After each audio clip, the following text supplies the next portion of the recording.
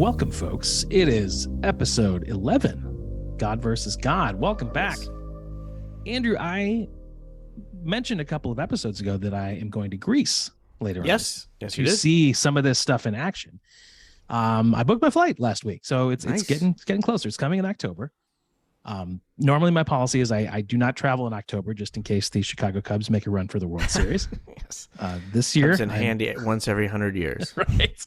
This year, I'm feeling very comfortable taking that risk, and we'll travel freely. We'll start in Athens, so of course see the Acropolis and other antiquities. I'm also going to go to Crete to see the birthplace of Zeus himself, the very cave where, of course, his mother Rhea hid away to give birth and be away from Cronus, who had eaten all 5 of his siblings. So I'll get to see that in action. I imagine I'll also hit some wineries out of respect to Dionysus, probably hit the beach to say hello to Helios. And Poseidon. And Poseidon, that's right, the sea. And hopefully I'll check in on some modern day followers of the Hellenic religion, to see what all the fuss is about, how they're going to keep it real in 2022. So it should be an action-packed trip. I couldn't get a direct flight, so I'm going to fly to Sweden on the way there. And I assume in the Stockholm airport, I assume there's some kind of shrine to Odin and Thor, maybe Loki. I can check in on that during the layover. On the way back, I have to go through Turkey, through Istanbul. Now, as I recall, their ancient religion was sort of the latter half of Zoroastrianism, where they only had 2 gods remaining. There was Tengri, who represented the good in heaven, and Erlik, who represented bad in hell. That's it, just the 2. So I appreciate sort of how simple and tidy that arrangement must have been, but it would make for a very short podcast season. Yes, delved into for us, definitely. Yes. So I look forward to taking that trip once we wrap our season and be over there enjoying what I assume will be a generous expense account supplied by God versus God Incorporated, since it is clearly a business trip. So looking forward to that. But in the meantime, we've got a matchup for this episode that should be quite interesting. Episode 11, Pan versus the Muses. So let's dig in. And as always, may the best God win. Yes. So I'll start with Pan, the god of the wild, god of nature, representative of all that is untamed. And he is a living combination of man and beast, of course, half human, half goat. Familiar image there. Right. But Pan is associated with shepherds, flocks, fields, groves, wooded glens, rustic music. And of course, being the god of nature also has associations with sexuality, fertility, and the season of spring. Now, as always, he does have a Roman equivalent, Faunus, also known as Fauna. But I will stick to the Greco, again, over the Roman, mainly because it is so satisfying phonetically just to say Pan. Pan. I've been enjoying saying that all week after we worked our way through, Prometheus, Astrius, Aristeus, Asclepius. It's just really refreshingly simple just to have Pan. Feels really good off the tongue. So hometown, fittingly, is Arcadia, which is a region in the central Peloponnese known for being unspoiled, harmonious wilderness, sort of like our Wyoming, but without all the Republicans. As far as an origin story goes, there's no clear story. This is going to be a theme with Pan. There's a lot of cross references, a lot of stories that do not agree with each other. The parentage out there in the wild. It is clearly, I mean, everything about him is wild, from his family tree to even just whether or not there are one or many of him, as we'll hear. So the parentage is very complicated. I'll try to do my best here. Some say his parents were Hermes and a wood nymph. Simple enough. Right.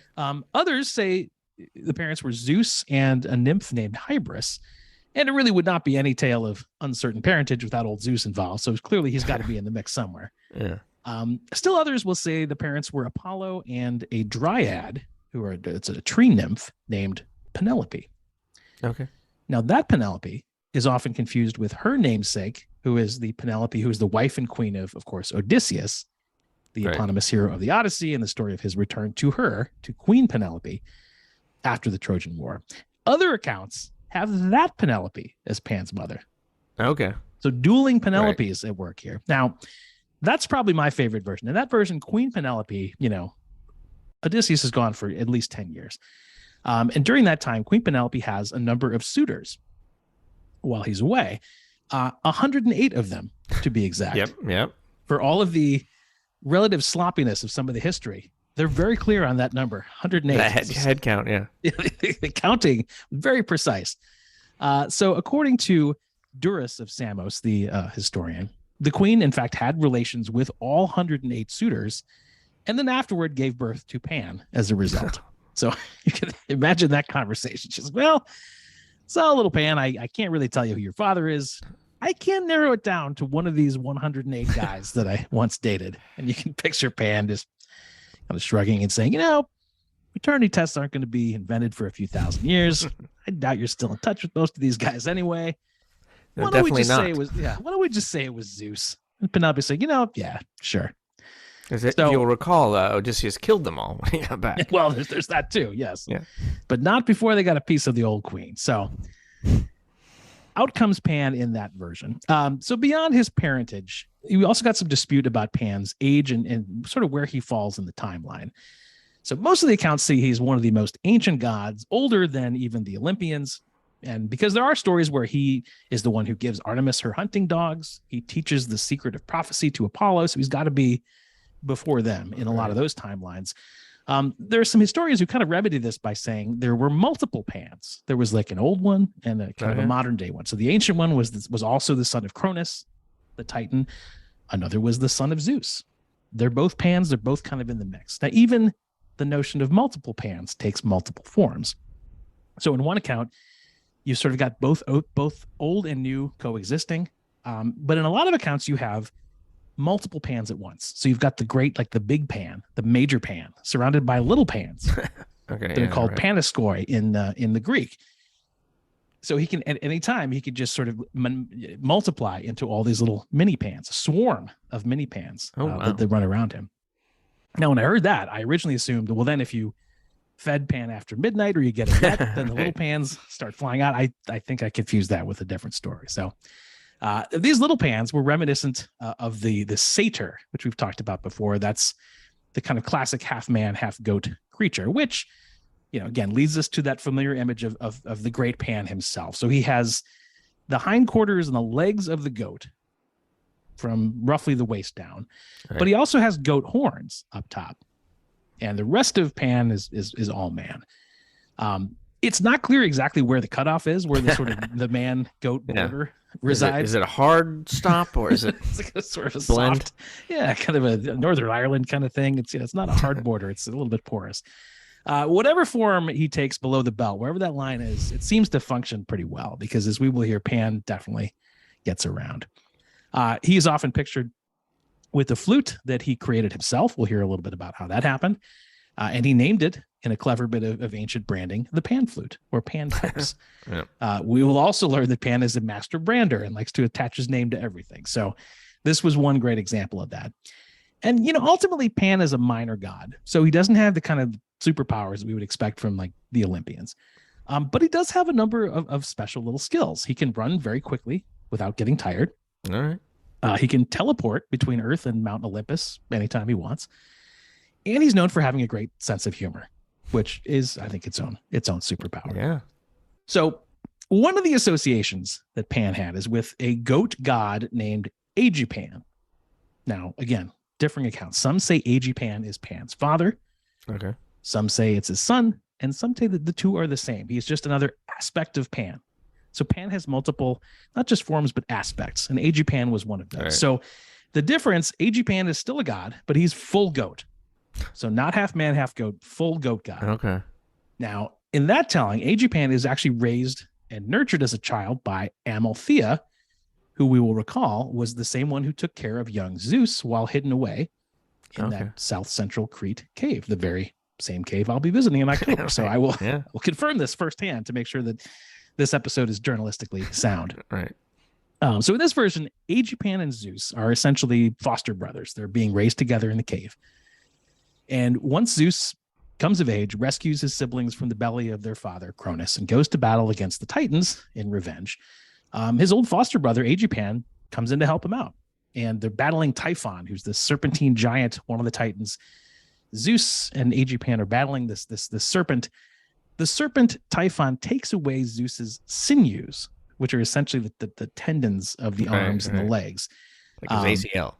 Well, pretty much, yeah. But but both the arms and the legs, Okay. All the sinews. Which, I mean, to me, it seems like a strange battle strategy at first. But then again, if you don't have those tendons, you're just, you're not very good on the battlefield. You're kind of flopping around. You're not going to be terribly useful. But that's where they are in the battle. But Hermes and Aegipan team up, and through their combination of Hermes' speed and Aegipan's, goat-like charm, they managed to steal the sinews back from Typhon. Then they fix up Zeus good as new and ready for battle, which, as I understand it, was probably like the first Tommy John surgery, right? Where essentially good as new, explains why Zeus had such great velocity and movement on all those thunderbolts for the rest of his career. So it really came through in the clutch. Now, Aegipan does not get away clean from the battle. He is attacked by Typhon, and to get away from him, he dives into the Nile River as an escape. Now, something unusual happens when he dives in. The part of him above the water remains a goat, but the part under the water transforms into a fish. So for some reason, Aegipan becomes the first sea goat, half goat, half fish. And first of many. Well, and I was thinking, it's a good thing this is mythology, because I got to wonder, in the real world, how would that kind of creature really get by in Darwin's survival of the fittest? Now, that strikes me as evolutionarily risky. But there he is. He's a sea goat. Zeus is properly tended up again. He's back in the battle, and the sea goat lets out this horrible screech that is so frightening, it scatters all of the Titans in pure terror. Andrew, I assume you've heard the sound of a goat before. At least just, the kind of quiet. But if you heard a goat really scream, like when they really let you have it, it's terrifying. I mean, in fact, you can picture if a regular goat sounds like this. Oh, yeah. Yeah. Well, so that's a regular goat. Yeah. That's a civilian goat. Picture when the god of the wild really lets one rip. I mean, that's going to be, you can understand why the Titans would run for their lives. So yeah, I would run. That magnified by 1,000. So that gives birth to the state of uncontrollable fear, which of course gives us the origin of the term we know today as panic. Okay. People panic, which again, fine master. The sound of a goat yelling. That's right. But a goat god times 1,000. Yeah. So that is his strength, his ability to incite panic through this horrible goat screech. And Pan, throughout his life, keeps coming back to this angry shout as his ultimate weapon, really, and he uses it for pretty much any purpose. He will wield it when he is awakened from his favorite pastime, an afternoon nap. He'll cause people to panic out of panic. Well, why'd you make me get up? But other times he will use it when the stakes are much higher, such as during the Battle of Marathon between the Athenians and the Persians. So that's the famous story. This is actually recorded history. That's right. That's correct. Yes. All right. And Pan is involved. So the best known character from that story, of course, Philippides, who is the messenger, bringing news of the battle back to Athens, running a certain 26.2 mile distance from Marathon to Athens to do so. But as he's running, Pan catches him and says, "Hey, buddy, hold on. You seem to be in a hurry, but I am the god of the wild. So give me a minute. Quick question. Why don't they worship me in Athens?" And then this is true because, Pan is a rustic god. He is mostly worshipped outdoors. He doesn't really have conventional temples. He is out there in nature. Philippides is, sort of stops, catches his breath, says, "You know what, Pan, you're right. Our bad. We really should. You're pretty great. I gotta go, but I'll tell you what, if we win this battle, the Battle of Marathon, after I finish my 26.2 mile journey, I promise that we Athenians will make that happen. You will be properly worshipped. No, seriously, I gotta go." And he runs off. Now Pan takes him at his word, believes him. The battle continues, and a bit later, in the heat of the battle, Pan shows up. He lets loose his horrifying scream, and sure enough, the bad guys, the Persians, fall into a state of panic. Right. They freak out. The Athenians win, and true to their word, the Greeks then establish a sacred precinct for Pan on the north slope of the Acropolis, where again I will be visiting in October. To confirm the accuracy of the story with the running a marathon there as well. That I cannot promise. I'll have to look at the itinerary again, but highly doubtful. Maybe a light hike. I think I'll steer clear of those. Right. So we mentioned the loving nature, the sort of erotic nature of Pan. He's had as the god of nature, he's going to have a special liking for nymphs, who are these minor female nature deities. Probably the best known tale is his infatuation with a beautiful wood nymph named Syrinx, who hails from Pan's home region of Arcadia. Yeah. Syrinx is lovely. She's returning one day from the hunt. Pan says hello, begins to pay her compliments, as is his style. And Syrinx kind of knows Pan as the god of the wild, that he's known for his, his lusty side. Yeah. But there's a problem that she, on the other hand, is known for her chastity. That's kind of her jam. So this isn't going to work. Right.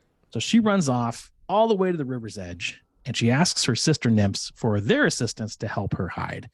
It's like, hey, help me out with this complimentary but lecherous goat man who's running after me.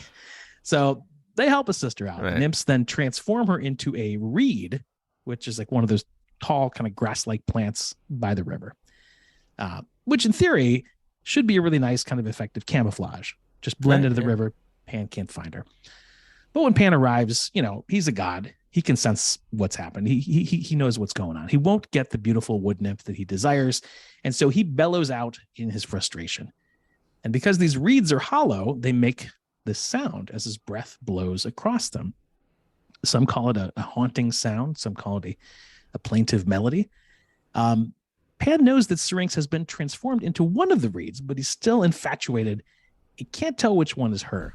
So he just grabs a few of them, cuts them into 7 pieces, joins them side by side at differently, gradually decreasing lengths, and then forms a new musical instrument. He may, I guess, have intended originally that it was going to bear the name of his beloved nymph Syrinx, but ultimately, through another masterstroke of branding, it becomes known as the pan flute or pan pipes. Right. And from then, he carries it with him at all times. Now, it's hard for me to read Pan's motivation in this story. Yes. Is it a heartfelt tribute to unrequited love? Is it a classic sort of, goat man meets wood girl, doesn't get wood girl, turns wood girl into flute story? Maybe. I mean, on one hand, it's moving. He takes her with him for the rest of his days. On the other, he did just chop her up. So it's go either way. It doesn't bear reading too closely. No. Pan is a simple being. He's you don't want to go too deep. In any case, he knows he cannot get what he wants, so he finds a way to let it be, if you will. So he's always going to be associated with this flute. Of course, astute listeners to this program will recall Pan's brief appearance in episode 3, where he dares to challenge the great Apollo to a music contest. And yes, Pan's pretty good at the flute, but Apollo is the inventor of music. So there's no small amount of hubris going on here, as we heard. So Remember, Pan goes first. He holds his own, but with one strike of Apollo's heavenly harp, the contest is over.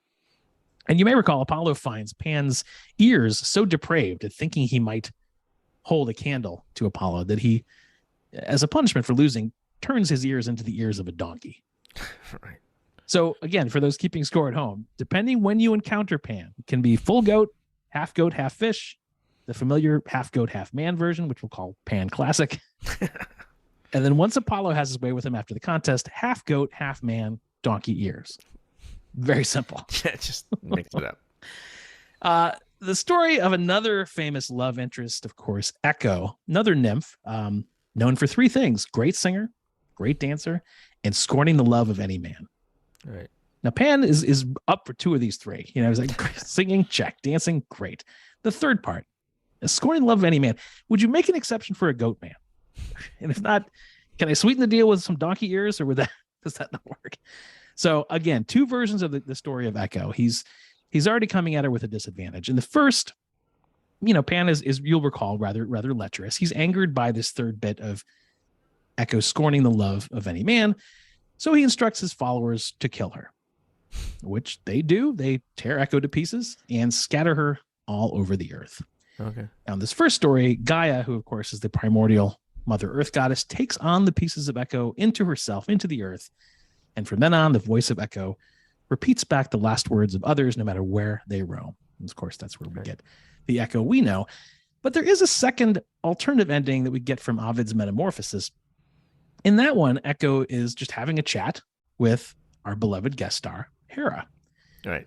Now, Hera, as you can expect, is very busy spying on a potential lover of her husband, Zeus, which, as we all know, could be its own full-time job. That's pretty much what she does. Pretty much was, yeah. She's trying to do her spying. Echo chats her up and just won't stop, doesn't take the cues. She keeps talking, distracting Hera from her spycraft. And eventually Hera just gets fed up and says, given her predilection for violence and vengeance, says, casts a curse on Echo and deprives her of speech entirely. With one exception, she can only repeat the last words of another. Right. So she's got this curse. And despite earlier scorning the love of men, she does find love. She falls in love with Narcissus, who is, of course, the hunter known for his great beauty. Right. She wants to profess her love for him, but of course she can't because of Hera's curse. So she's only able to repeat the words of others, and Narcissus isn't saying anything. He's in his own world. She follows him down to a pool. He ends up falling hopelessly in love with his own reflection, says nothing, and eventually just turns into a Narcissus flower. Now, Echo wastes away over time, but her voice, of course, remains in caves and such places, doomed to repeat the last thing she hears and nothing else. So, in a way, that second version is somehow even sadder than the first one, where she gets torn apart, being trapped in silence with the world's first narcissist, stuck for life with a simple young creature who can only gaze at himself endlessly at his own face. So to me, that's also probably witnessing the origin of TikTok, I think, metaphorically. There's a third nymph that Pan is known to fall for, named Pitys. Like the other two, she lacks interest in him. In order to escape him, turns herself into a pine tree. Now, at this point, learning this, I was hoping that just as Pan turned Syrinx from a reed into a flute, he would then turn Pitys from a pine tree into one of those little pine tree shaped air fresheners they have cabs on the rear view mirror. Right. Doesn't happen. She remains a pine tree. Pan moves on. It's a very short story. Not much else to it.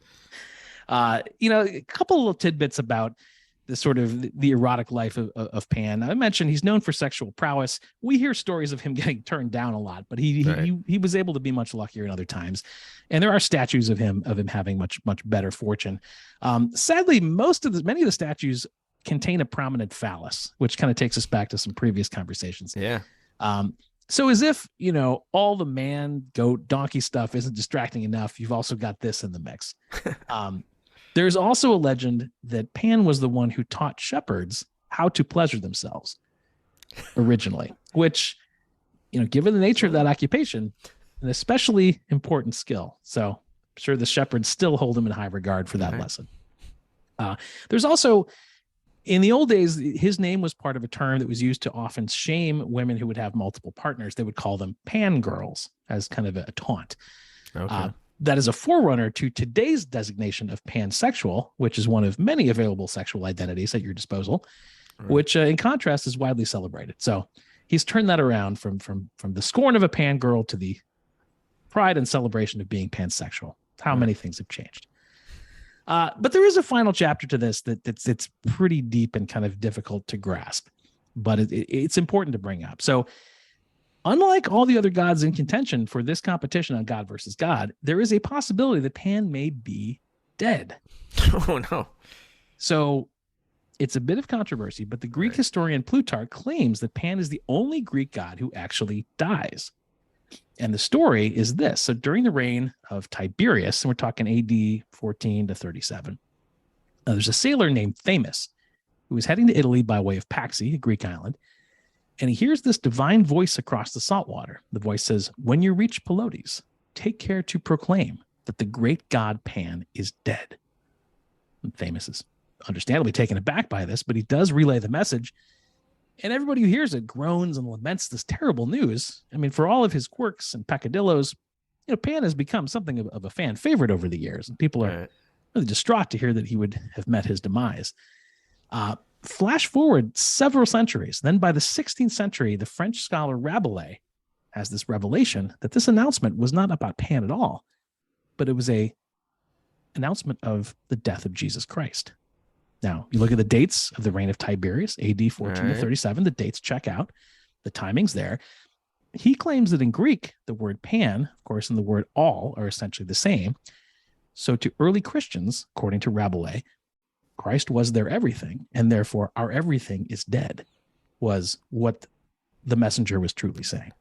Okay. So seemed like Pan. It was actually about Jesus. It lost in translation. Now, later on, the theologian G.K. Chesterton I think kind of puts this into perspective, considers the death of Pan to be metaphorical, saying this marks the end of mythology, the beginning of Christian theology. It's the changing of the guard. It's a story that says the old gods are going away and the new Christian moment is beginning. So this is where we sit. Is the death of Pan literally true? Is it merely metaphorical? Is it perhaps both? I think it remains an unsolved mystery. Right, yeah. A sort of religious cold case between the eras. Yeah, if he wins, then I guess we'll find. It's not definitive, but it's definitely it's a gray area. So, we won't solve that in this episode. But for me, as long as Pan pipes can still be heard, as long as echoes will still echo, as long as people still panic when goats scream, and will forever remain alive in our hearts. And that's Pan, God of the Wild. All right. That is excellent. There you have it. We will take a break. Yeah. But before we do, we're going to hear from the makers of another podcast, something called Battle Royale, where they go and rank each of the French monarchs. So let's hear a quick word from them, and we'll be back on the other side after this. All right. Bonjour and bienvenue to the podcast you are currently listening to. Je m'appelle Ben Clark and I host the podcast Battle Royale, where my best friend Eliza and I pass judgment on all the kings and emperors of France from Clovis to Napoleon III. Those who we do not deem worthy will be sent to the guillotine. So subscribe wherever you get your podcasts and join us on our macabre adventure from the Dark Ages to the French Revolution, and help us decide who's ahead and who's headless at Battle Royale French Monarchs. That's Battle Royale, French Monarchs, wherever you get your podcasts.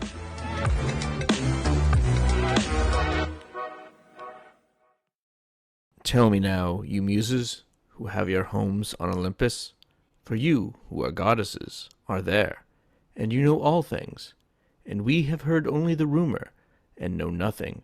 Who are you, O muses and goddesses of the arts? So, that's an adaptation of Homer's invocation to the muses in Book 2 of the Iliad. Because, of course, I do have the muses, goddesses of the arts, for this episode.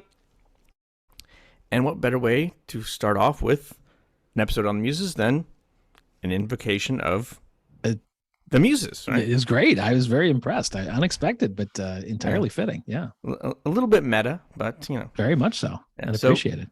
And muses were almost invariably invoked by the ancient poets at the beginning of their works. Playwrights usually as well. Mm-hmm. Again, they didn't have podcasting back then. They sadly lacked the technology, but if they did have it, undoubtedly they would have also, ancient podcasters, invoked the muses before every episode. So maybe we've missed that opportunity. But I was going to say, we thought of this 11 episodes ago. That could have been quite an improvement, but good to know now. Something. All right. So in terms of etymology, the muses could mean to bring to mind, or could be derived from the same root as mountain, because they were often thought to originate on different mountains, kind of in their beginning days. So, and then in terms of the Romans, the muses, they just use muses, so we just get to stick with the one, which is good. That makes it nice, clean, and simple. Keep it simple. But in any case, there were also similar to some degree, like Pan, a couple generations of the muses. But here we are talking about actual generations. You have the Titan muses and the Olympian muses. For the most part, we're just going to concern ourselves with the 9 Olympian muses. But as I said, these were literal generations here because there were 3 Titan muses, and one of them, Mnemosyne, who's the goddess of memory, was the mother of the muses. So I will take this from Hesiod's Theogony, and he says, "They are Olympian muses, daughters of the aegis-bearing Zeus. Their mother, who mated with him, was Mnemosyne," which again, how that works with the mating. So, right. And then Hesiod says, "They were born to be the forgetting of misfortunes, the cessation of worries. For 9 nights did Zeus the planner lie with their mother, When a year was up, she gave birth to 9 daughters, all like-minded, who have a song on their minds and in their hearts. So he lies with Mnemosyne for 9 nights in a row, which for Zeus is kind of a long-term deal. I was going to say, yeah, that's practically a long-term relationship for him. That's over a week. Yes, so, that's be a record. Yeah. So, and he wooed her apparently in a fairly straightforward manner. He may have appeared as a shepherd, but he was in some sort of humanoid form. And because he was with her for 9 nights, she was pregnant with the 9 muses, who were born as non-uplets. I mean, which is just biology. I mean, it's, again, just science at work here. Nothing we can do about it. That's every night is a different child. That's how that works. I'm pretty sure. So, now I believe from what I read, this was a pre-Hera relationship. So the wrath element's muted. She will come back and make some sort of appearance, but I certainly hope so. It doesn't follow them at least during their childhood. So, and we don't get too much about their childhood, but there is an interesting story about the effect of their arrival in the world of mortals. And this one comes actually from Plato, though he attributes it to Socrates, as he often does. But according to Plato, before the Muses were born, there was no music. You know, maybe occasionally somebody accidentally banged a couple rocks together, a pleasing rhythm. Sure. Or made a fun sound blowing on a reed, but they could never reproduce it and just went insane trying. Right. There was no poetry, not even dirty limericks. No. Sad time to be alive. Yeah. There was no dancing. There weren't not even Southern Baptist ministers to tell you not to dance because there was no dancing. It was obviated. No need. Yeah. No Kevin Bacon, nothing. But so take this from Plato, so very smart guy. So this very much so. A pretty good seal of approval on this one. And he says, when the Muses came and song appeared, the mortals were ravished with delight, and singing always, never thought of eating and drinking until at last, in their forgetfulness, they died. What? so they're just so happy and obsessed. They've been so bored. There's no TV, there's no video games, no there's podcast. No songs, no stories, and so they're just so excited by this that they go crazy with music and dance, and die probably of dehydration because obviously that would have got them before the starvation. The electrolytes in that situation. Yeah. But the Muses, don't abandon their followers. They transform their devotees into grasshoppers, and so Plato tells us, and now they live again in the grasshoppers.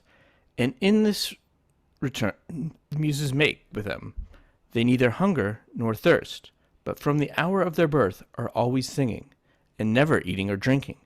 And when they die, they go and inform the Muses in heaven, who honors them on earth. So grasshoppers.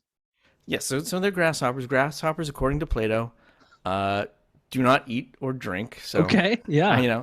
Again, we're not scientists. We'll have to maybe ask one of our scientist listeners that can confirm Plato's report on this, how accurate he got. Yeah, I'm starting to suspect Plato may have been a little stronger in philosophy than he was in the hard sciences. Yeah, he was not. His PhD was not in biology, apparently. No.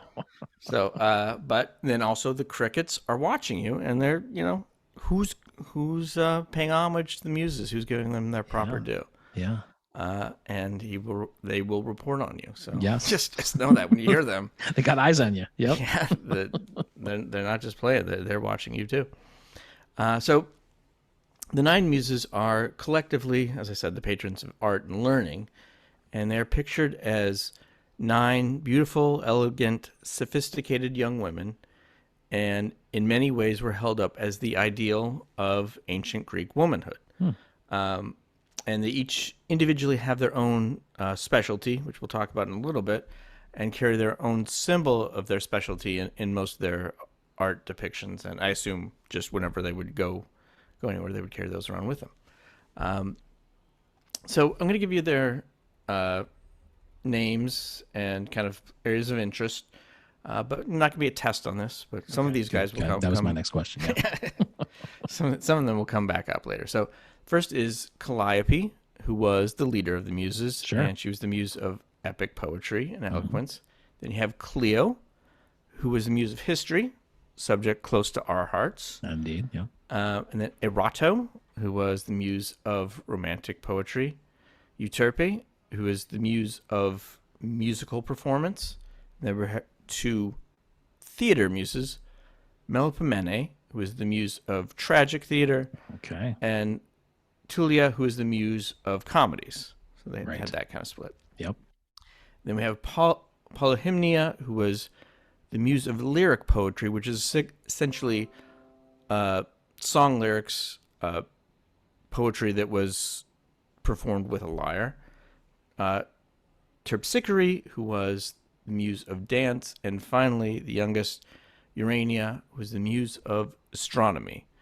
So that seems like an outlier, but okay. Yes, yeah, she's a little bit of the outlier, a little bit of maybe the more scholarly, quieter one, but So, and I'll come back to some of the muses individually, but they did have kind of a group jobs around Olympus. They were educators. We saw that in episode 8 with Aristeas. Right. They both educated him and found him a wife. They did plenty of wedding gigs with their brother and, shall we say, companion Apollo, who was their half-brother. Yeah. They performed at the wedding of Cadmus and Harmonia, Peleus and the nymph Thetis, as well as Cupid and Psyche. Classic, yeah. Episode 2, I believe. Yep, that's right. And they also performed at funerals, so they, go the whole gamut. Had some range, yeah. Yeah, they break out the sad songs. They performed at many heroes' funerals, including a couple of their own sons, which I'll talk about, and also the funeral of Achilles, which was a big event in the mythological world. And at that funeral, the leader of the Muses, Calliope, gives a little advice to the immortal nymph Thetis, who is, of course, the mother of Achilles. And we get a little hint of that from a poem, The Fall of Troy. And this is Calliope speaking to Thetis. So she says, "From lamentation, Thetis, now forbear, and do not, in your frenzy of your grief, provoke the wrath of Zeus. Gods ought not anguish their grief to vex their souls. Therefore, make an end to your sorrow-stricken wail for your son. Let your soul not be crushed by dark grief, nor should you lament like those frail mortal women." So, a little bit of an edge to that advice. I would say so, yeah. That's not exactly, comforting. Yeah, to paraphrase it, yes, it's your son's funeral, Thetis, but, pull yourself together. Yeah. Zeus has already given you the stink eye, so button it up. A little bit tough advice. No kidding. Tough love. But again, if one looks into the myths of the Muses, you find their areas of patronage are cultured and genteel, but they're still Olympians, still goddesses, and they demand their due, and not above giving a little wrath when they don't get it. Sure. So, most famous case of this is there were kind of a Macedonia's Got Talent singing battle. Okay. This group called the Pierides, who were 9 Macedonian princesses, had kind of their own girl group, and a little hubris to spare. So the Macedonian princesses challenge the Muses to a singing contest, these Pierides, and they said, well, if we win, we get your compound on Mount Helicon. Oh. Which is like their second home away from Olympus. And Muses, if you win, we will make sure that your worship will spread in Macedonia. Okay. I give you Macedonia. So the Muses are insulted by this, but they still feel obliged to accept the challenge. So they recruit some nymphs to judge the contest, and they start off with solo singers. And the Pierides nominate one of their singers who performs a song about the war with the giants, mocking the Olympians for running from Typhon to Egypt. So crossover. A little crossover there, which was something that happened in mythological, but it's kind of bad form to talk about it. Especially in front of this crowd. Yeah. Yeah, exactly. So the Muses then nominate Calliope, and she sings a song about the abduction of Persephone by Hades, which apparently is perfectly acceptable to sing about. Sure. And then there's a group stage. So that was the solos, and they go into the group stage, and the literal and metaphorical volume gets turned up here in this phase. So again, the challengers go first, but after that first impious solo performance, when they try to sing, all of creation just goes dark, and no one even listens to their performance because the creation is just so offended by their first song. Wow. So not even like a power outage. That is just everything in creation goes dark. Yes. Like the entire universe has kind of got its fingers in the ears going la, la, la, la, la. Yeah. Not listening. No. And then it's the Muses' turn. And when they sing, the heavens, the stars, the oceans, and the rivers all stand still to listen. And Mount Helicon, where they're standing, rises up even further up into the sky, powered and enraptured by the beauty of their song, until Apollo has to send Pegasus up to the top to kind of give it a little hoof slap to the mountain to slap it out of its reverie and stop rising so high into the sky. So that is quite a crowd response, I'll say. Yes, it is. And so the nymphs judging this name the Muses as the winners. Yes. As you might expect. But what we would not expect is that the Pleiades then start insulting the Muses and calling into question this win. And they start talking about halting the heist or something. I don't know what they got lost in translation. But just some general sore losership on their part. So for this dual offenses of the hubristic challenge and the insults, that's too much for the Muses, and they pass the sentence. But then, as they're passing the sentence on the Pleiades, they laugh and they ridicule those threatening words. But as they're trying to speak and attack the Muses, and making a great clamor, they saw feathers spring from under their nails, plumage cover their arms, and each one saw the other's mouth harden into a solid beak. Yeah. And then as they beat their breasts in sorrow and agitation, they fly up into the air and realize that they've been turned into magpies. Yes. You knew it was not going to end well. Yep. Yes. Who are birds who are famously do not have a beautiful voice or song. So no, quite to the contrary. Yeah. Yes. And then there's another instance where they're challenged, this time by a bard named Thamyris, who challenged the Muses. And he decides that, well, if I win, I get to sleep with all 9 of the Muses. Okay. And if I lose, you can take whatever you want from me. I said, okay, fine. Right. And so Thamyris, it was kind of interesting character because he had become the king of the Scythians, who are a non-Greek group, experiencing barbarism.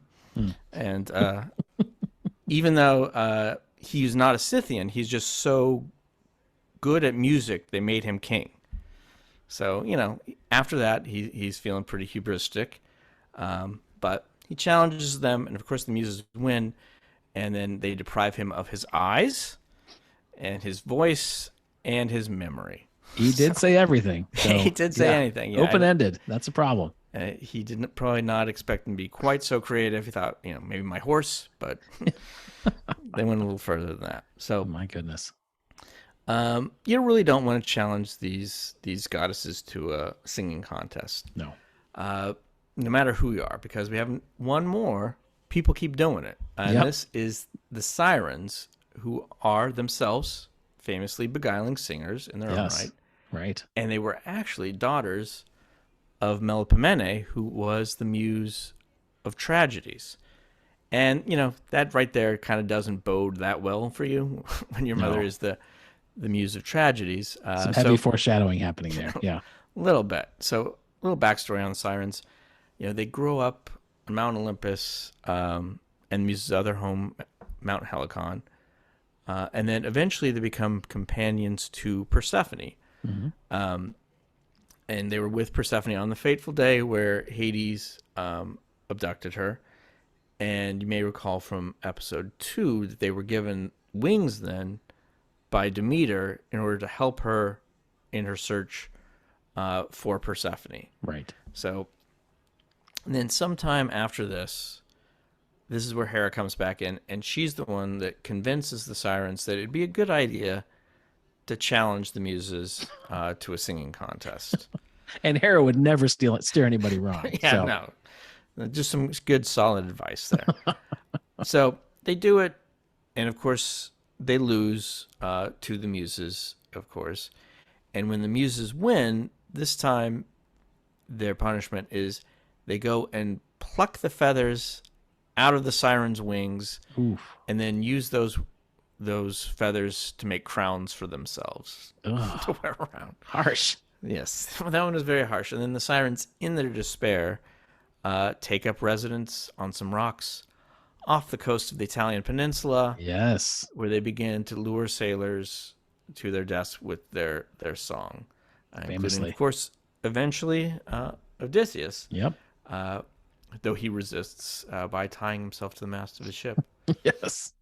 So, Melpomene, maybe not Mother of the Year or Millennium. No.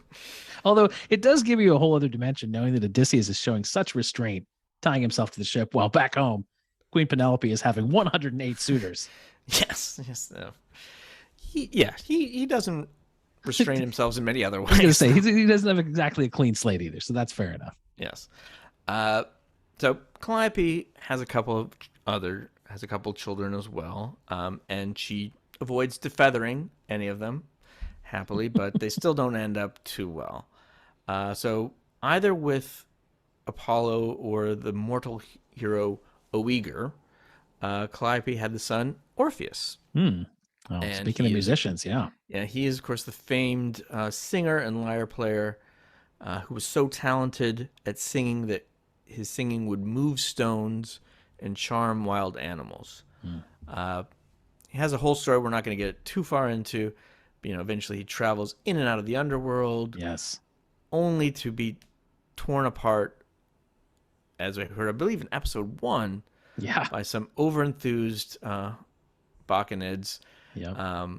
And Calliope and her sisters end up gathering up his pieces and singing a sad, but we assume tasteful and not too bewailing song right in his honor. And she had another son that we have come across before, her son Linus. Oh, yeah. Just in episode 8, who was the music teacher, and was also the personification of the lamentation song. Oh, I did not know that. Is how his name works out. And that, again, is a little bit of foreshadowing. Maybe think twice about naming your kid Linus if you know that. And he, of course, became a famous ancient musician. And he's also credited with bringing the alphabet to the Greeks before eventually becoming an overly strict music teacher who was beaten with his own instrument, I believe. Yes, by Hercules. Yes. So I don't want to give the impression that it's all tragic deaths and violent singing contests for the Muses. The god of weddings, Hymenaeus, was the son of one of the Muses, maybe Terpsichore or maybe Clio, a little unclear, with the father being Apollo. And his job was to attend and bless weddings and the wedding song. And of course, they were companions with their brother Apollo, sometimes referred to as the leader of the Muses. And they would, go to celebrations at Delphi. He would come over their place at Mount Helicon. They would go perform at weddings together. Sometimes the Muses would judge his contests that ended in violent retribution. So, right. I imagine he had an equally undefeated record that they did. Yes. Yeah, especially when they happen to be judging. But no one ever called that. So, sometimes they're in the company of Aphrodite or the Charities, delighting in dance and music. And finally, as I said, they were invoked by the poets and believed to inspire and aid poets, musicians, and actors in their craft.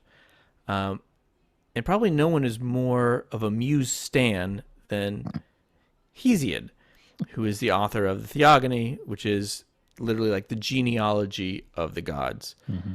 and a background for a lot of what we've discussed in this season. So That's right. Hesiod was very explicit in his claim that the Muses directly informed his work. And he says the Muses go around at night over the mountains singing a song about all of the gods and name checks a bunch of gods, who, many of whom we've talked about. And he says that he himself was just a shepherd in the valley of below Mount Helicon, and the Muses came to him directly to teach him the theogony, and he quotes them in that poem. This is a quote from them. Kind of starts off with a little shade for shepherds. It says, "Shepherds camping in the field, based objects of reproach, mere bellies. We know how to say many deceptive things that look like genuine things, but we also know how, whenever we wish it, to proclaim things that are true."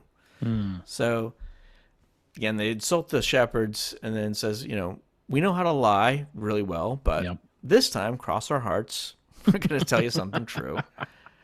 And they gave Hesiod, he says, they gave him a godlike voice, and they teach him the genealogy of the gods. And then Hesiod talks about the role of the Muses, because he says, I'm going to start off with the Muses since they taught me this song. Sure. And he says there's an ongoing festival on Olympus and the role with mortals. So this is from Hesiod. He says, "For when someone has sorrow in his heart and is beset by new worries and is distressed, when the singer and attendant of the Muses sings the glory of men who came before and the blessed gods who abide in Olympus, right away such a man forgets his troubled thoughts, and he cares no longer. His cares he no longer remembers. Quickly the gifts of the goddesses turn him away from these sorry things." So, that as presented by Hesiod, that is the role of the Muses to help us forget our cares and worries, at least for a while. So that's what we have for the Muses. They're candidates to educate us, to bring us together through art, and maybe if not save this troubled world, to make us forget about all of its troubles, at least for a little bit. Maybe like a certain podcast. Oh my goodness. Bringing it all back around. Yes. Very nice. Very nice. Yeah, I mean, it's a little daunting that the first time that they make people forget about their troubles, it just strikes them dead until they come back as grasshoppers. But Yes, you got to start somewhere. It's a rough draft. Right. It's a first try. Yeah, that was the first trial. Yeah. The beta. Look at him now. Very nice. All right. That's once again, you have taught me stories that I've never heard and unveiled a whole new level of insight. So very well done. Excellent. Glad to hear it. All right. Well, let's gather up our strength and prepare for our 5 categories to decide who gets the golden goat this week and qualifies for our big finale at the end of this season. Right back after this. Here we go.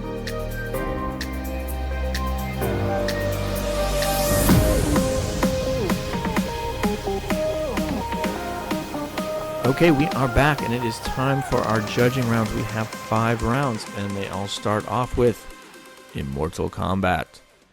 And I will take it to begin with. And so, clearly, physical combat was not really a specialty of the Muses. No, musical combat was. Yeah. Theatrical stage combat? I mean, they could have covered that for sure. Yeah, astronomy contests, trivia nights. All right. Those kind of things. But this is, of course, a physical confrontation. Yes. And who would win? And they're not in the giants, the war with the giants. They don't do anything there. But ripping the feathers off the wings of a couple minor deities, they can do that. That's it shows violent. a tinge of darkness. I mean, yes, they've got it in them. It was 9 on 3, but again, there's strength in having 9 of them. Yep. And there's certain, I don't question their ability to participate as much as some other gods. So that shows something, especially when that was their niece's or daughter. Yeah, so they're even willing to show some violence in essentially what is a family reunion. Yes. Yeah. All right. Yeah. So there's another story of them causing physical pain to someone, and this is when a man named Perennius, who was kind of a warlord of some sort.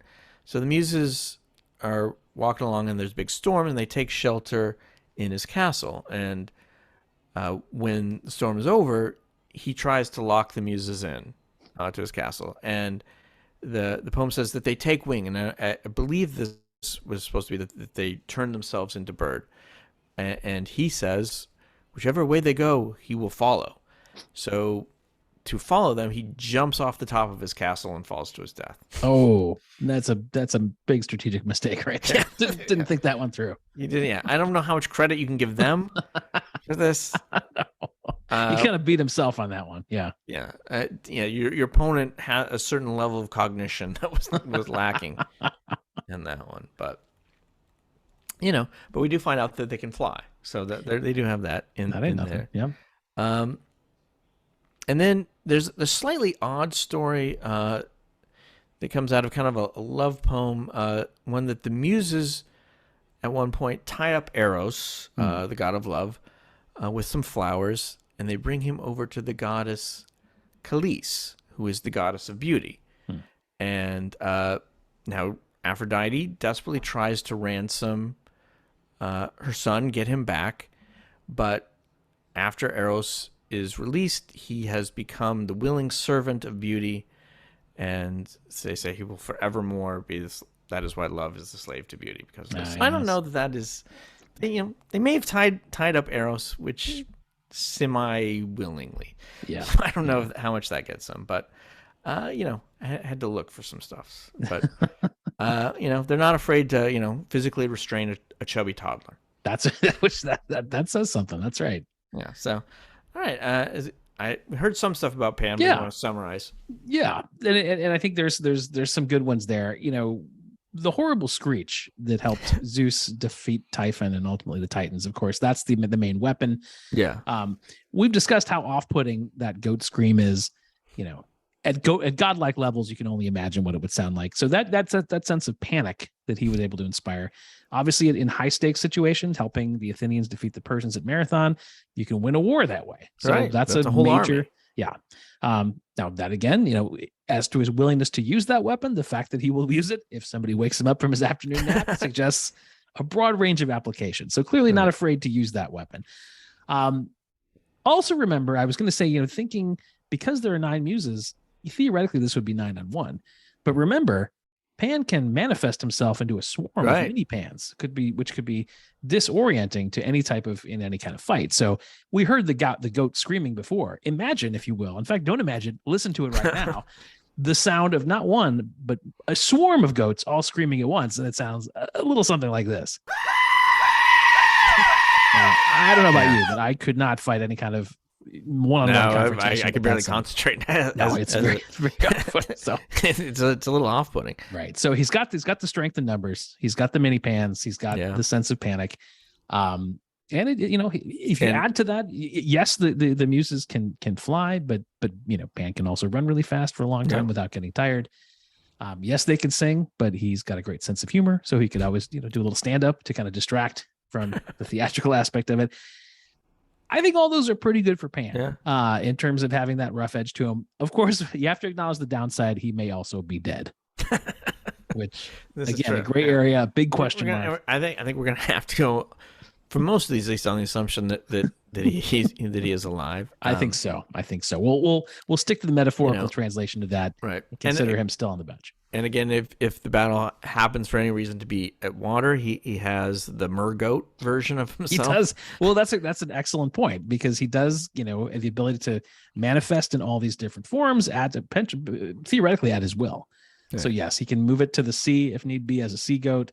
So I think given all that range of motion and the range of weapons and willingness to use them, I think I have to give Pan the edge on this one. Yeah, I think that, if the call can defeat Typhon, probably the Muses are not going to stand up to it. No. So as long as he doesn't turn into anything that has wings, in which case you might be in some trouble. That's true. But remember, he can run really fast. So I think we're both going for Pan, so it is 1-0 to Pan. Right. And that brings us to our second round, which is curriculum deity. And this is who would you rather be, who would you rather follow? And I'm going to let you start this one off. Yeah, so this is an interesting one. In terms of being Pan, I mean, he had a really chill life, right? He's just enjoying the outdoors, playing his pipes, chasing after nymphs, taking afternoon naps. I mean, on surface, it sounds pretty great. Right. Plus, he's funny, so he's kind of the life of the party. He was able to brand everything he touched, from the Pan pipes to the Pan girls to the panic. So I share a certain kinship with him because he shares my profession in a certain way. So far, so good. Sounds pretty appealing as a guy to be. Then again, he is occasionally lecherous, as we've heard. Yep. He does get his followers to kill Echo. Yep.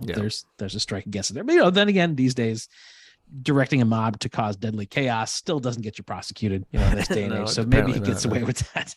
I'm not sure I'd be crazy about the part about being part goat. I don't know if I'd want to have that as part of my existence, but you never know. You won't know a man until you've walked a mile in his hooves or whatever. And as far as the notion of multiplying yourself into miniature forms, that sounds kind of cool at first. But when you think about it for a minute, that's kind of how I think about parenting. So I don't know if that's, I don't know. It's not your jam. Yeah. No, so some pros and cons to being Pan. As far as following, as I mentioned, he's a rustic god, so he's not worshipped in your kind of traditionally built edifices. Rather, he's got these natural settings, these grottos and caves. Thanks to the Battle of Marathon, his heroism there. He's got the grotto on the north slope of the Acropolis. I'll be checking that out. They did have an annual sacrifice to him once they established that grotto. I don't know if that's still the case. So I will check it out when I'm there, see what the current burnt offering policy is. If it's still in the mix, I might have to just throw one in just for old time's sake. Did they sacrifice goats or no? I did that. That was not clear. I had the same question, and that seems like it'd be a little too close to home. I don't think you want to do that. Yeah. There are others. They're all known as the Cave of Pan because, again, branding. Yeah. There's a Temple of Pan at the Neda River Gorge in southwestern Peloponnese, the ruins of which actually do survive to this day. I cannot make it there. I don't quite have time. There's a Temple of Pan at the Apollonopolis Magna in ancient Egypt. I will also have to skip that one. But really, worshiping him is this sort of movable feast. It's really less about being in a place at a time. It's more of this roaming party. He's followed by his retinue. There's music, plenty of good tunes. Everyone's having a good time. So the worshiping part sounds pretty good. It doesn't have the sort of large-scale recurring party that you get from some of the major gods, but in terms of a roaming outdoor sort of traveling festival, there's an appeal to that. So pretty good. Yeah. All right. Interesting. All right. So obviously some highs and lows for the Muses in terms of being them. For the most part, they spend their lives, enjoying songs and dances at feasts, at weddings. It is. We covered a lot of the lows, but really for the most part, they're spending their time hanging out with Apollo, playing jams, singing songs, hang out with some artists sometimes, Yep. Poets, go to the theater. They do have their tragedies, as we discussed, with Orpheus, Linus. They've got two homes. Yeah. Nice. They got the Olympus one and then the one on Mount Helicon, so they can kind of get away from that hubbub of Olympus. And they participate in the Festival of the Gods on Olympus, and then they can go out on their own on Mount Helicon. In terms of worship, again, so Mount Helicon was actually the center of their worship in the ancient world, and there was a springtime festival that was said to give special inspiration to poets. And at this festival, which is held every 5th year in the valley below Mount Helicon, known as the Valley of the Muses, they had a nearby town of Thespe, which is where we get the term thespian. And they were the ones who put on this festival. And it was an arts and musical festival, as you may imagine. And there are still the remains there of their open air sanctuary. Nice. And their temples, and speaking of branding, by the way, were called museons, and they were generally dedicated places dedicated to the study of the arts and learning, including Plato's Academy and the library at Alexandria. Oh, wow. And it is the root of the modern word museum. Museum. Very good. It comes from places to worship the Muses. So, Sure. it's interesting. It's an interesting one. We actually both have, not too bad in many ways. Sure, the Muses have a little bit of anger issues, and Pan has a little bit of lechery issues. Yes. So neither has quite clean hands. But I guess given my self-conception as a sophisticated man, yes, I'm gonna go with richly deserved, but yes, I'm gonna go with the Muses. Here just kind of fits my self-conception in many ways. I can get behind that, and I think because there is such overlap with good tunes, being in kind of laid back environs, right. Places of joy. I am going to pick the Muses as well. And I will say what puts it over the edge is their lack of a partial goat body. I think you got to factor that in. Entirely humanoid in form in this case is a big advantage. So yeah, I will give up the donkey running so quickly. Yeah, the donkey ears. Yeah, the fish part. Yeah, I think I'll go with the Muses as well. I think that's a good choice. All right, that sounds good. So now we are 1-1. Yes, and this brings us to our third category, which is good God. And good God is the character of the deity. And I will go first. And as always with the Olympians, this is a mixed bag, as we say. Mixed bag.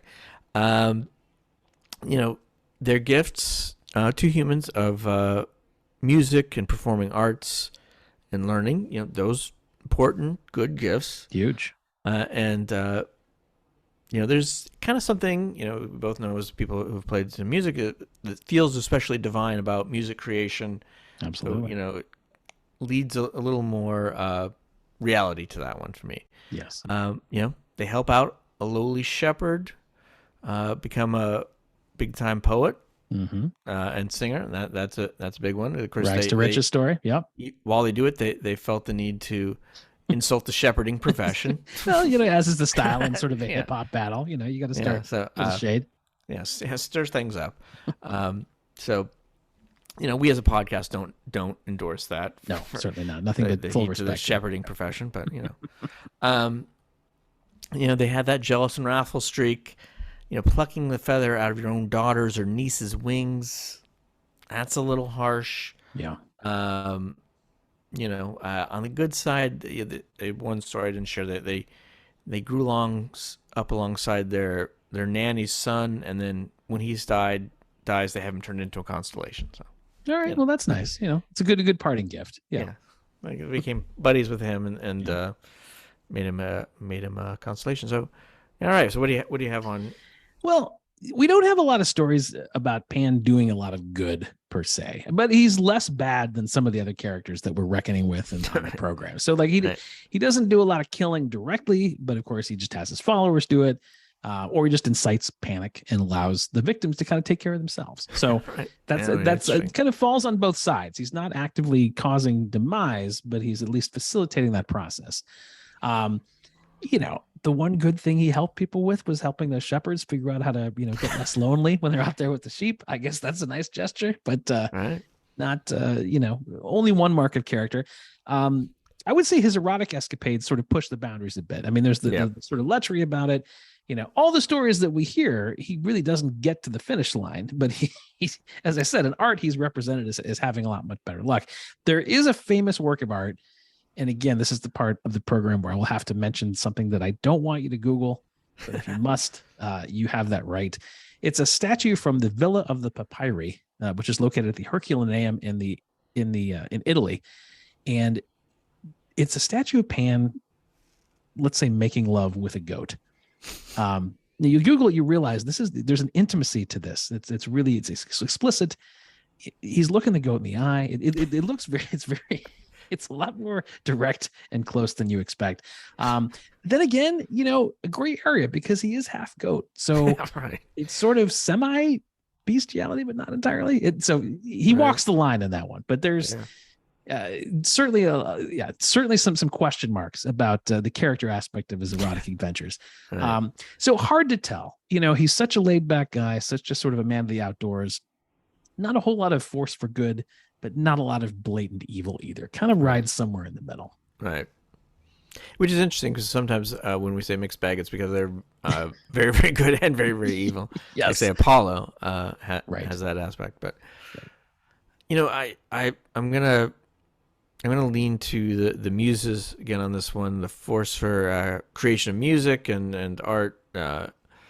Maybe can overlook the niece defeathering. So.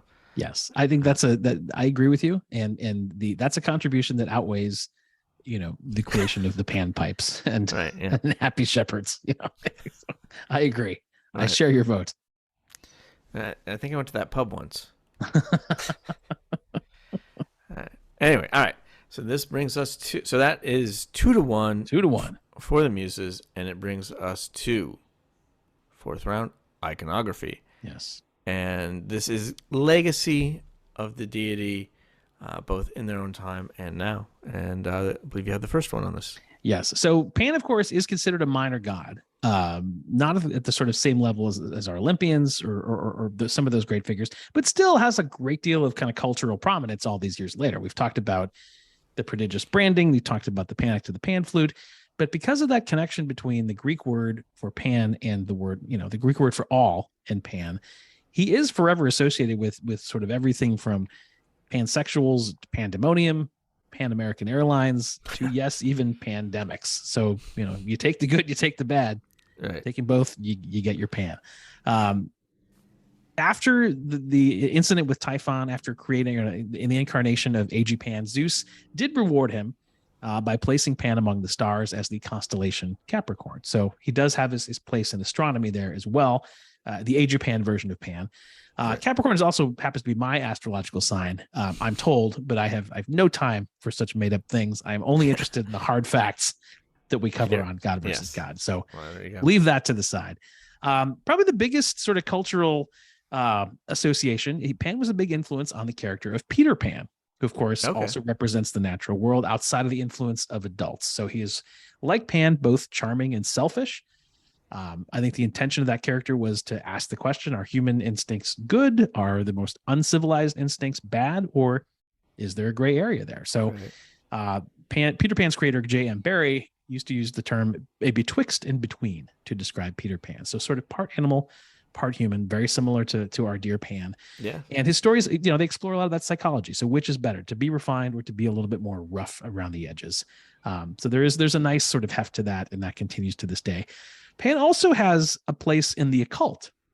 So Aleister Crowley and some of his compadres in those sort of early Satanist days, and he's kind of already dressed for the part. He's got the cloven feet, he's got the horns. So those early Christians sort of said, this guy, if we need a stock character to play the devil, we got him right here. So Pan sort of became an unwilling participant in Satanism in eras beyond his own, because he just sort of looked the part. He was the central casting version of the devil. And the Satanists got on board with that. So, he also had some dark followers later on. I know all the progressive rock fans out there are thinking, Matt, how have you waited so long to ask the question? Wasn't Pan's unrequited crush the inspiration for the Temples of Syrinx movement of the song 2112 from the Rush album 2112? Yes, it absolutely was. I would put that on the playlist for this week's episode, but of course, being a prog rock song, it's at least 20 minutes. Overtake the whole thing. So I'll show some restraint. And you're asking, isn't no the radio edit? There's no radio edit. It is one movement of the song. Those songs had multiple movements. So that was the Temples of Syrinx. You're also asking, isn't the first Pink Floyd album, Piper at the Gates of Dawn, a reference to Pan drawn from his appearance, of course, in Kenneth Grahame's classic novel, The Wind in the Willows? Well, yes, again, you are correct. So there are cultural sprinklings all throughout. Peter Pan, probably the most prominent of them. In terms of names, you don't really hear a lot in our culture of people naming their children after Pan. However, it is a big prominent name in China, Vietnam, and South Korea, which has nothing to do with the god. No. Happens to be the same word in various forms in those languages. Right, yes. So as a he has syllable. Yes. So it has as a as a minor god, I think his cultural tendrils are pretty well established across the board. You don't get the aircraft carriers, the weapons named after, you don't get that sort of classic slate of Olympian namesakes, but he's in there. He shows up. Okay. All right. No, that's interesting. Yeah. I probably should have made that connection with Peter Pan, but I never really thought about it. Yeah. It's in there. There you go. All right.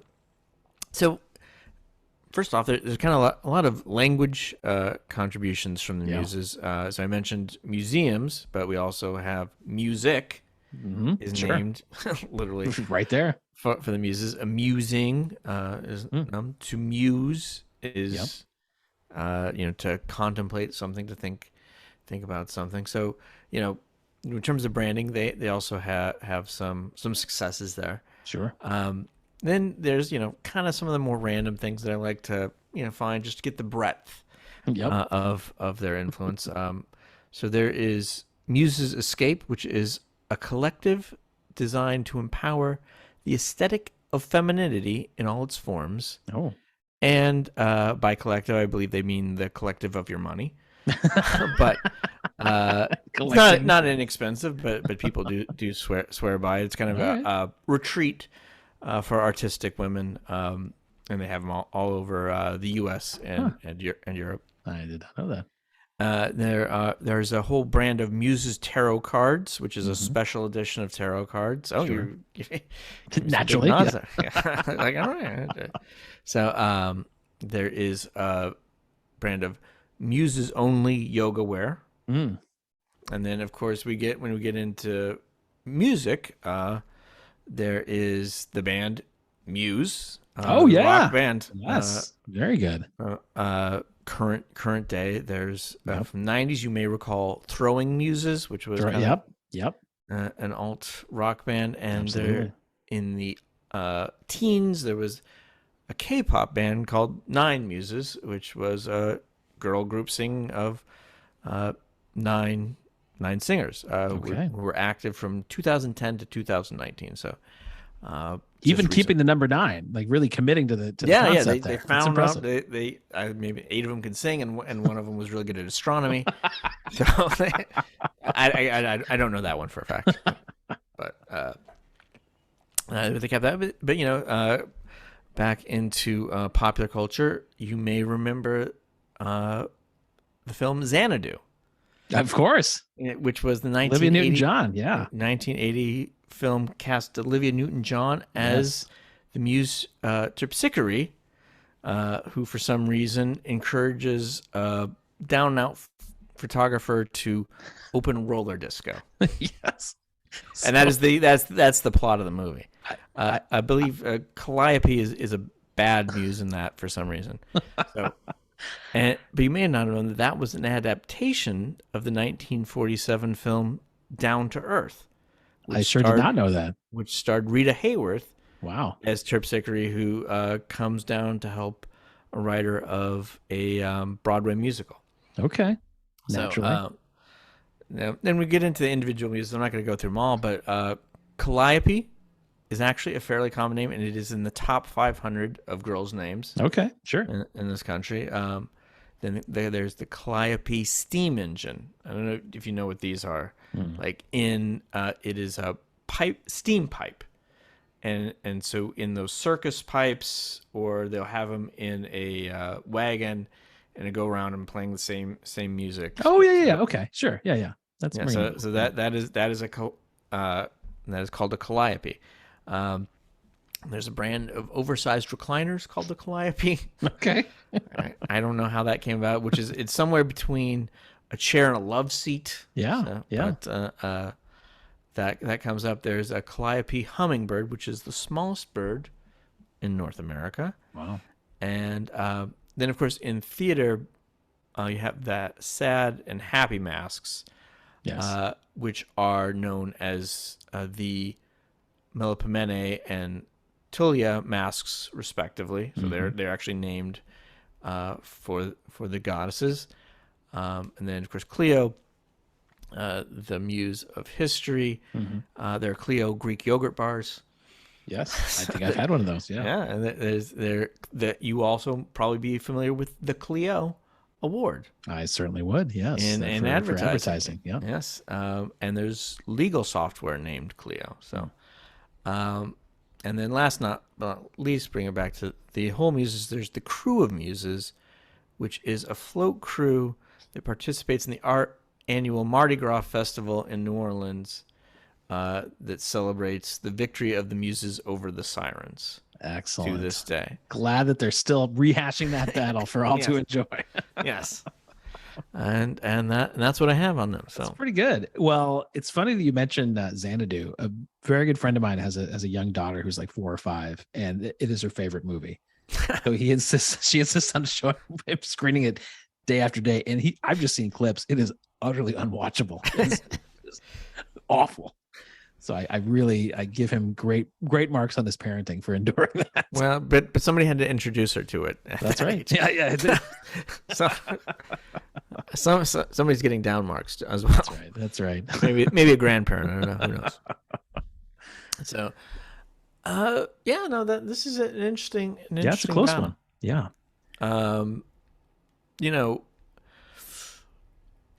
The language thing is kind of interesting, but Pan has more than I was expecting here, and I don't know how much of a down mark we're gonna give him for Xanadu, which is really kind of disrespectful to the Muses, given that is their area of expertise. That's right. This is what you come out with. Everybody falls down on the job every now and then. Yeah. So I can only imagine what would happen to that director.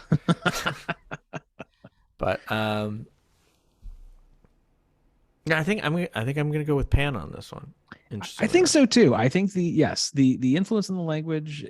There's a nice spread of all the Muses and their various sort of cultural tendrils. But I think Peter Pan's a beloved character. I think we use Pan words every day, whether we know them or not. And even if we're not proficient in the Pan flute, we certainly are always on the verge of panic among pandemics. So there is that. So I agree. I think I will give Pan the edge in this one as well. All right. And so that means we are, I believe, tied up 2-2 going into the matinee idol. So once again, we're going to decide who gets the golden apple. Yes. Based on the airtight criteria of who would make the better movie. Yes. Or limited series. So, all right. And this is mine to start. So again, a little bit of pressure here. Yeah. Proposing a movie about the goddesses of performing arts. Right. So, I mean, either that or it's just a guaranteed success because they're in your pocket. Yeah. So as tempted as I was just to recount the storyline of the 1980 hit musical movie Xanadu, later revived on Broadway in 2007 because really? People could not get enough. Wow. With actual roller skates, I hope. Yeah. Well, yeah. So I had sit through Starlight Express. Oh yeah, in London, which did have actual roller skates. But that was Andrew Lloyd Webber, right? I mean, that's classy stuff. It's something. It is something. So back to this. So again, even more than my episode 8 entry for Rock Me Aristeas, this did feel like this needs to be a musical. Yes. No, we have 9 muses to cover, so it's got to be a limited series. I'm thinking we're going to go 12 episodes. We've got kind of an ensemble cast. Yep. And so, split the setting between Mount Helicon and the modern world. And then, start on Mount Helicon with all 9 muses gathering for a festival, along with their brother, companion, Apollo. Yes. Little exposition dialogue get us started on between the sisters on what they're doing now, and then we get a big opening number with the whole group, and in many ways this is actually kind of creatively an ideal time for the Muses. Terpsichore, is helping kids shoot TikTok dances. Yep. They got in Broadway and music videos as well. Melpomene and Tulia are nonstop with their streaming content. Yeah. That's going full board. Yep. Urania's working with NASA on space imagery. Euterpe and Polyhymnia are working with all genres of music and Spotify. Sure. Rado, of course, is churning out romance books, and her whole favorite subgenre of Hades romances. Yes. Of course. Classic. And then there's Cleo, who's working mostly in Britain, on costume dramas and history documentaries. And then things turn a little bit darker as Melipomene's daughters challenge them to a singing contest. Sure. Manipulated, of course, by Hera. And that plays out with the defeathering and the assault. And then afterwards, Calliope is kind of guilty. In this version, she feels bad. Understandable, yeah. Ancient Greece, maybe not so much, but this is a modern version. Right. She's a little bit devastated, so get a sad musical number after that. And she looks around, and she sees people enjoying content, but then scrolling into kind of the terrible things going on in the world. So sure. It's they're escaping with all the great content the Muses are helping to put out, but the state of the world's not great. Yes. And she wonders if the Muses are doing enough, and maybe they should be inspiring some truly great works. And she does a big solo kind of inspirational let it go kind of number. And then she sees that work that Cleo is doing, inspiring some British podcasters to make humorous podcasts rating, say, English monarchs. Yes. Or podcasts rating Roman emperors. And she thinks this is what, this is really, she's impressed. She thinks this is what I should be doing. Yes. She's both educating and entertaining people. Yes.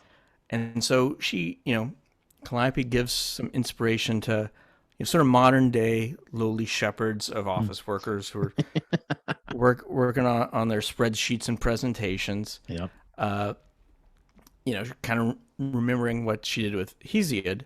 And so she inspires these guys to start their own podcast, to stage contest of the gods, pitting them head to head. Oh my goodness! In order for the winning candidate to have the ultimate comeback and save the world. Of course, casting Bradley Cooper and Ryan Gosling.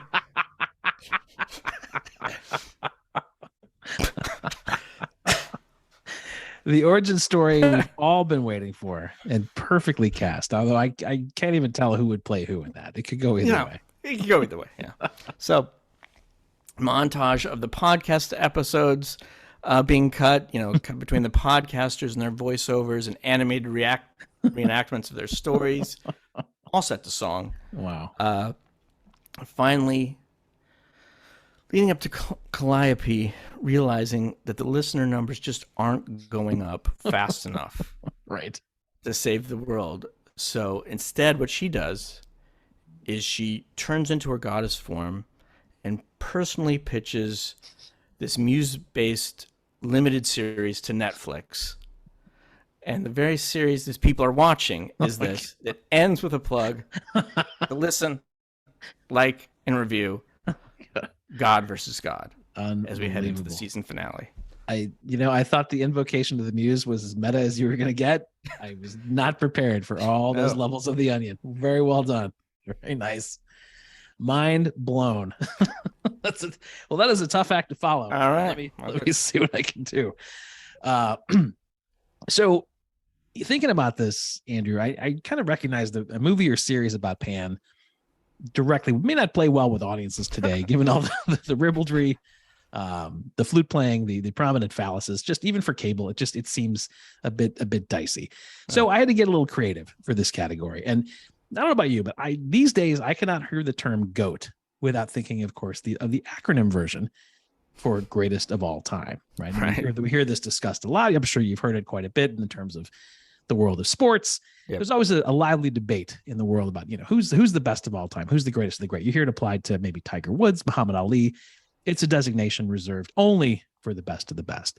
And of course, it goes beyond sports. You can go to the arts and various other places too. Every profession theoretically has a GOAT, a greatest of all time. Yep.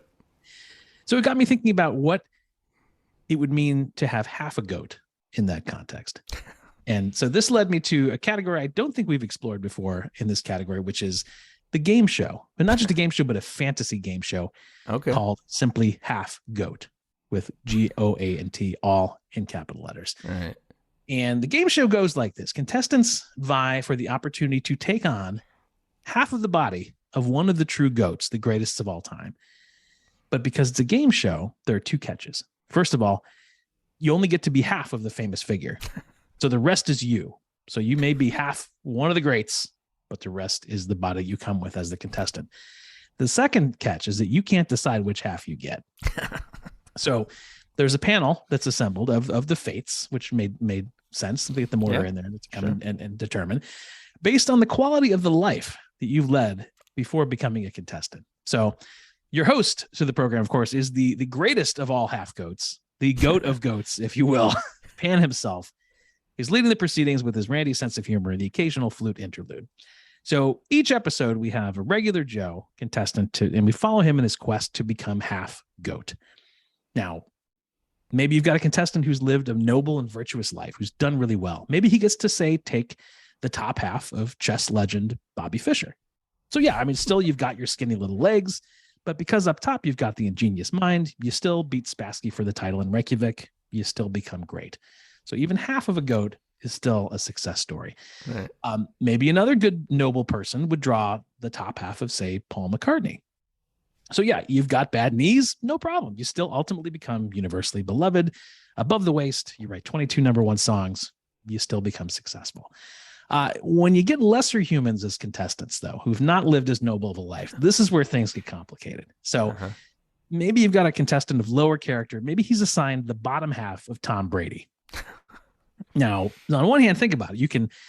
You've got the bottom half. You can really scramble in the pocket really well, but the regular self on top, you can barely throw a spiral. Right. No idea how to read a defense. And so you would not fare well against an NFL defense. Then again, you do to experience what it's like for below the belt Brady to come home to Giselle every night. So it's not entirely bad. No. Another lower tier contestant might get, let's say, the bottom half of Michael Jordan. Now, again, you got great legs. You really move on the court. You got a killer vertical jump. But up top, you're still yourself. So your regular Joe kind of fadeaway jumper is not going to cut it in the NBA. So on the plus side, though, you don't have Jordan's mind. So you're spared the curse of being this inexplicably miserable billionaire who's reached the top of his craft. So you at least have the mental well-being of not having to share that brain. So each episode, we watch a regular person just like us struggle through the burden of being only half great. But let's face it, that's 50% closer than most of us ever get. So look for Half Goat streaming soon on Pan TV Plus. And did not expect that. It's kind of out there. That's the best I can do. Yeah. So what do you think? There's it does come down to this. Yeah, it does come down to this. I think I don't know how much of the core of the Pan story is in them. I mean, he's the host. It's got a half goat. It's all in there.